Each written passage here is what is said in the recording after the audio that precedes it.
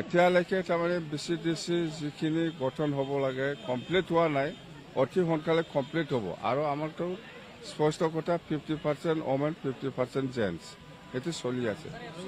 BTC চৰকাৰ গঠন হোৱাৰ পিছত প্ৰথমবাৰ মই আজি ভেৰগাঁও সাব ডিভিজনত ননৈ চামৰাং এই অঞ্চলত খোৱা পানীৰ আঁচনি আমাৰ জয়ন্তমল্ল বৰুৱা ডাঙৰীয়াৰ নেতৃত্বত যেটো খোৱা পানী আঁচনি JJMৰ সেইটো মই উদ্বোধনী কৰিছোঁ প্ৰথম চিফ হোৱাৰ পিছত।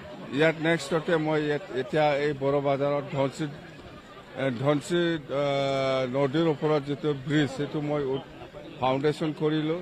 ইয়াৰ নেক্সটত আমাৰ এতিয়া আমাৰ দলৰে বিজয় উৎসৱ আছে। ইয়াৰ লগত আমাৰ যেটো BTC চুক্তি দ্বাৰা যেটো নতুন আমি ডিষ্ট্ৰিক্ট পাবলৈ সক্ষম হৈছে, ইয়াৰে